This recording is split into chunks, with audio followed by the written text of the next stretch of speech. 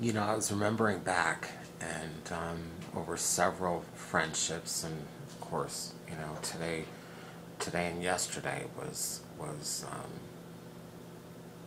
really hard. But I was remembering back these friendships that I had, and the one was Dawn Cassi, and she was the publisher of the one weekly paper I was writing for, and her and I had become really good friends. I had you know, her and I went to lunch a lot, talked on the phone every day, a couple times a day. I called her at home, she called me at home. You know, we went shopping, there were events we did together, gossiped about other people and the people in the business. And, you know, she was one of the people who helped to, she had given me things, had gifts, had she was one of the people who helped to develop Hollywood Jim, and she, she had um, she had dumped me over what she thought was a better deal because she was going to get a bigger distribution deal for the paper, and the people who were offering her the distribution deal didn't want Hollywood Jim involved.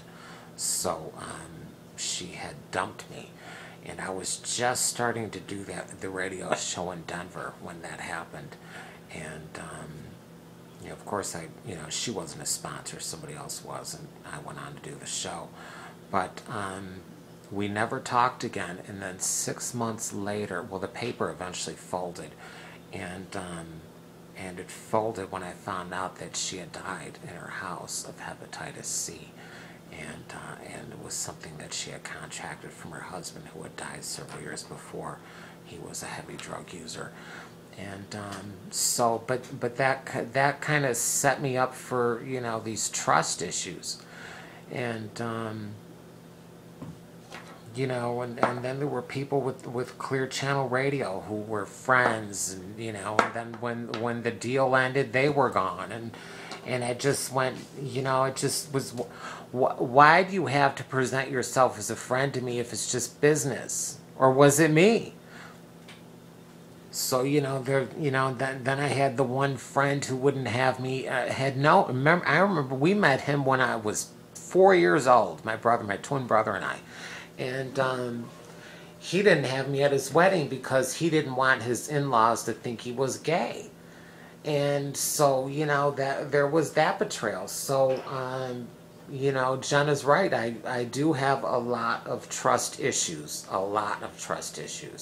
and insecurities and stuff like that. But I remember Don Cassie, and that was probably the biggest one that hurt. And I was so mad.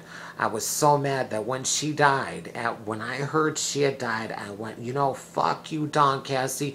You owe me an apology. You owe me an explanation. And I don't care if you come back from the grave and bring it to me on a silver platter. Just don't be wearing a Linda Blair exorcist face or something.